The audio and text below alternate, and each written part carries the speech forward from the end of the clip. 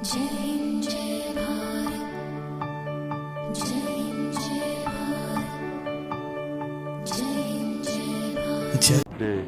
पहले घबराना नहीं। ये जो दहशतगर्दी है उसके पीछे वर्दी है। बिल्कुल। ये मैं पूछता हूं अपने पाकिस्तानी मेहमानों से कि पाकिस्तान की गलियों में जो आवाज क्यों निकल रही है, बताइए। कहते हैं बाकी मुल्कों के पास फौज होती है, पाकिस्तानी फौज के पास मुल्क है।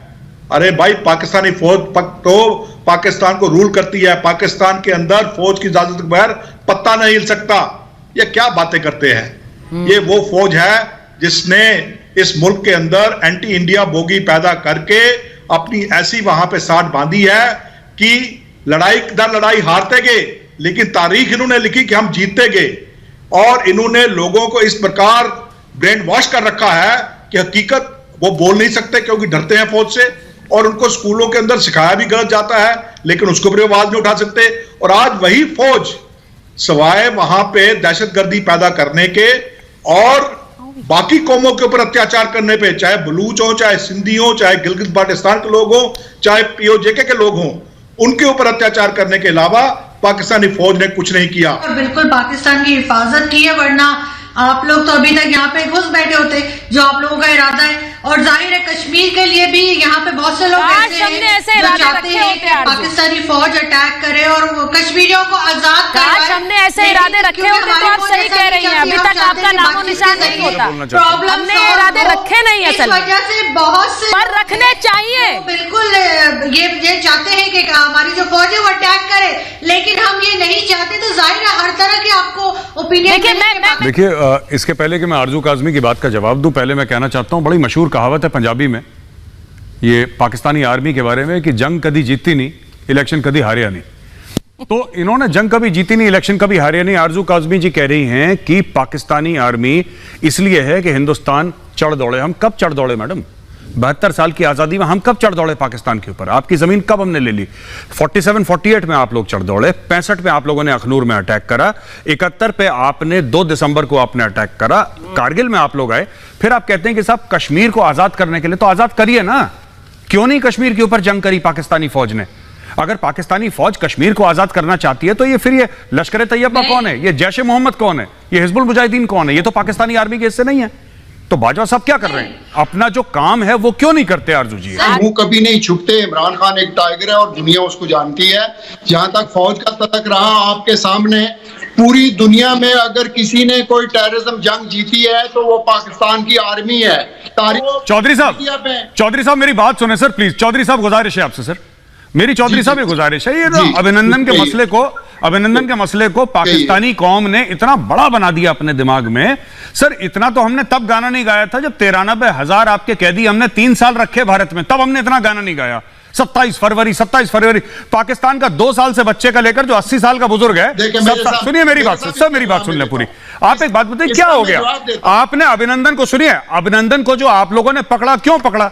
इसलिए क्योंकि आपके अंदर घुस के मारा, तभी तो उसने इजेक्ट करके पाकिस्तान में गिरा। वो पाकिस्तान के अंदर पीओके जो है, पाकिस्तान ऑक्यूपाइड कश्मीर, वहां पे जाके अभिनंदन गिरा। क्योंकि ऐसा तो नहीं कि आप लोगों ने अंदर आके मारा था इंडिया के, वो घुसा था पीओके के अंदर, उसको पकड़ा और बाइज्जत उसको नया सूट दिया, नई जैकेट दी, कप चाय पिलाई, उसको गेट तक छोड़कर। तो सर आप ये सब मत बोलिए। 71 में आपके मुल्क के 2 हिस्से करे और 93,000 पतलूने आज भी ढाका में है। हमने कभी गाना नहीं गाया इसका, कभी हमने इसकी बातचीत नहीं करी ना। यहाँ पे कोई यौम दिफा होती है जैसे पाकिस्तान में छुट्टी मनाते हैं ना आप लोग, हमने तो कभी नहीं बोला कि 16 दिसंबर इंडिया में छुट्टी होगी।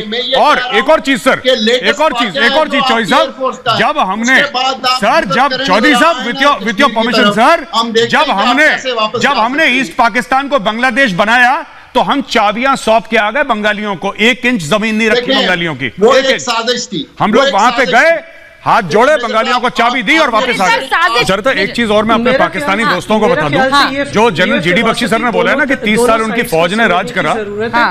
मुदस्सिर साहब एक बार मेरी बात सुन लीजिएगा। जो जीडी बख्शी साहब ने बोला ना कि उन्होंने फौज ने राज करा, मैं एक और बता देता हूं। जो जुल्फिकार अली भुट्टो थे इनके, जिनको फांसी दे दी गई थी, जुडिशियल मर्डर जिनका हुआ था, उनको आयूब खान पॉलिटिक्स में लेकर आए थे, राइट? और ये सबसे बड़े डेमोक्रेटिक लीडर माने जाते हैं पाकिस्तान के, कि जीए भुट्टो और कौन आया, भुट्टो आया वगैरह वगैरह। दूसरी चीज, जियाउल हक ने 1983 में एक यंग पंजाबी इंडस्ट्रियलिस्ट को पाकिस्तानी पंजाब का फाइनेंस मिनिस्टर बनाया था। उसका नाम था नवाज शरीफ। ठीक है, तो ये जितने भी पाकिस्तान के सो कॉल्ड डेमोक्रेट्स हैं, चाहे वो पाकिस्तान पीपल पार्टी के हों, चाहे फिर वो आपके नून लीग के हों, और अभी आप और आप पाकिस्तान तहरीक इंसाफ के हों, ये सब के सब, ये सब मैं नाम लेके बता रहा हूं, ये सब के सब फौज की बी टीम है, ये पाकिस्तानी आर्मी की बी टीम है, वहीं की, ये रावलपिंडी की पैदावार है। ये कोई ये बोले मैं डेमोक्रेट हूं, आप सही बता दीजिए साहब, टीवी पे आप बताइए, क्या उनको जुल्फिकार अली भुट्टो, क्या आयूब खान को डैडी बोलते थे? डैडी, उनको बाप मानते थे अपना, उनको लेके पॉलिटिक्स में लाए थे वो। हमें चौधरी साहब को एक बात समझानी चाहिए चौधरी साहब, कि ये जो साजिश वाला चूरन है ना सर, ये साजिश वाला चूरन सर पाकिस्तान में बिकता है, इंडिया में नहीं बिकता। यहां पढ़े लिखे लोग हैं तो हर चीज में साजिशें हैं, यहूदी पत्थर के नीचे है, हिंदू पेड़ के ऊपर है। सर ये सब ये नहीं चलता यहाँ पे। आपको आप फैक्ट्स बेस्ड बात करिए चौधरी साहब, आप फैक्ट्स पे, तथ्यों पे बात करिए। यहाँ पे ये साजिशें हो गई हैं। अरे FATF एक ग्लोबल एजेंसी है, उसने बोला है आपका प्राइम, अगर FATF को इंडिया ने बोला है कि ग्रे लिस्ट में डालो पाकिस्तान को, तो आज तक आपके इमरान खान ने क्यों नहीं बोला कि साजिश है? इमरान खान ने क्यों नहीं बोला साजिश है? हमीद साहब ये बताइए ना, इमरान खान ने क्यों नहीं बोला कि साजिश है? इमरान खान खड़े होकर बोले कि साजिश है भारत की। इमरान खान की आज की सुने, इमरान खान की आज की भी स्पीच देख लें। अच्छा, वो कहता है पाकिस्तान को इंशाल्लाह दुनिया का टाइगर बनाएगा, ना सिर्फ एशिया का। अरे सर, बड़ी बड़ी बातों में कहाँ पैसा लगता है? भेड़िया बनाए, हमें क्या लेना देना? आप सिर्फ ये बात बताइए कि अगर इंडिया की साजिश है तो इमरान खान क्यों नहीं बात करता? हकीकत को आप छुपा थोड़ी ना सकते। बिल्कुल, हकीकत पाकिस्तान की ये है कि कोई 73 सालों में कोई 30 साल तो पाकिस्तान की फौज ने डायरेक्ट हुकूमत करी, डायरेक्ट राज किया है, राज। और उसके अलावा जो बाकी 43 साल है उन्होंने कठपुतलियां चलाई हैं। वो स्टेज के पीछे रह के कठपुतलियां चलाते हैं, एक जो है मास्क ऑफ डेमोक्रेसी सा बना के, एक फसाड बना के वो पीछे से मोहरे हिलाते हैं, कठपुतलियां चलाते हैं, जैसे बाजवा साहब चला रहे हैं, जैसे बाजवा साहब इमरान खान का मोहरा कर रहे हैं।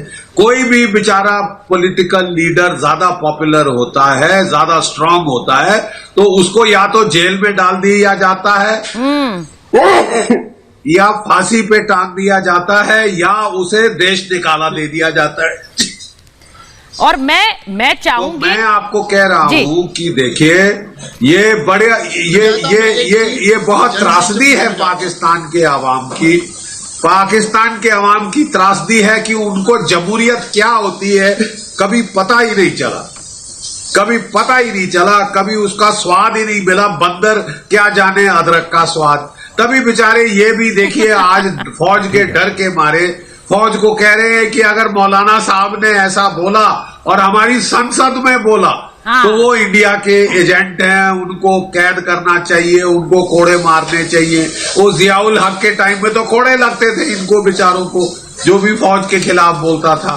लेकिन मेरा दिल बहुत, एक्चुअली मुझे बहुत दया आती है ये पाकिस्तान के आवाम की हालात देखकर, कि 73 साल में 30 साल तो फौज का डायरेक्ट राज, और बाकी 43 साल जो है वो इनडायरेक्ट राज, लेकिन राज फौज का। ये और मौलाना जो फौज राजपाट करेगी वो लड़ नहीं सकती। मैं ये मौलाना रहमान को इंडियन एजेंट बता दिया, वो लड़ नहीं सकती। वो लड़ाई के हालात आपने मैदान में देख लिए, जंग के मैदान में जंग। ये एक इन्होंने जो कहावत कही मेजर जनरल GD बख्शी ने, हालांकि ये सिर्फ कहावत है, इसे कहावत की तरह लिया जाए। बंदर क्या जाने अदरक का स्वाद, बंदर क्या जाने अदरक का स्वाद, कहावत उन्होंने कही है, लेकिन बहुत कुछ कह रही है ये कहावत। नजर साहब, मुदस्सिर नजर साहब, बहुत कुछ कह रही है ये कहावत। जो चीज कभी चखी नहीं उसका स्वाद नहीं पता है, पता ही नहीं है वो लगती कैसी है। और इसीलिए अब बॉम्बार्डमेंट खुद के घर में हो रही है सेना पर। नजर साहब, ये कहावत समझ आई आपको? देखिए, मैं इस जो भी आपका जो सब्जेक्ट है ना, मैं इसको देखें, मैं एक जो यूजुअल इंडिया और पाकिस्तान के बीच में टॉन्ट और टेंट्रम चलता रहता है उससे हट के बात करूंगा आज। बिकॉज जब भी प्रोग्राम्स होते हैं तो हम एक दूसरे के ऊपर लफ्जी गोलाबारी भी बहुत करते हैं। मेरा ये पॉइंट ऑफ व्यू है कि इतने सालों में जंग जीती हारी, किसने शुरू की किसने नहीं की, इस जंग से अचीव क्या किया दोनों कंट्रीज ने। अगर 1947 में इंडिया के 2 टुकड़े हुए थे, बाद में 3 हो गए। अब आप जितने हम एक दूसरे को तोड़ते जाएंगे, हम देखें हमारे फ्रेंडली रिलेशंस होने चाहिए। इंडिया के टुकड़े नहीं हुए, पहली बात नजर साहब, late me correct you, India के कोई टुकड़े नहीं हुए, इंडिया के टुकड़े हो नहीं सकते। So let me correct you there. Partition हुआ था और उसके बाद पाकिस्तान के टुकड़े हुए, ये कहिए सर, ये कहिए पार्टीशन हुआ था और उसके बाद पाकिस्तान के टुकड़े हुए। तो सच्चाई को बदलिए मत सर, ये सच है और उसको उसी तरह से रखिए जी। और आप जो ये सर, मुझे बहुत अच्छा लगा नजर साहब, आप पहली बार महाभारत में आए हैं। नजर साहब, आप पहली बार महाभारत में आए हैं, मुझे बड़ा अच्छा लगा कि आपने जंग पर ये फिलॉसफी रखी कि इससे हुआ क्या, क्या मिला किसे। ये फिलॉसफी पाकिस्तान में जाकर वहां के नेताओं को समझाइए और बाजवा साहब को समझाइए। थैंक यू दोस्तों इस वीडियो को पूरा देखने के लिए। आई होप आपको ये वीडियो पसंद आया होगा एंड आपने लाइक बटन भी प्रेस कर लिया होगा। अगर नहीं किया है तो जरूर से कर ले। अगर आप हमारे साथ जुड़ना चाहते हैं तो ऐसे ही इंडिया पाकिस्तान रिलेटेड न्यूज देखना चाहते हैं तो हमारे चैनल को जरूर से सब्सक्राइब भी कर ले, ताकि आपको लेटेस्ट अपडेट मिलती रहे। हमारा मोटिव है कि आपको सही और लेटेस्ट जानकारी दी जाए। तो मिलते हैं आप सबसे नेक्स्ट वीडियो पे, तब तक के लिए जय हिंद, जय भारत।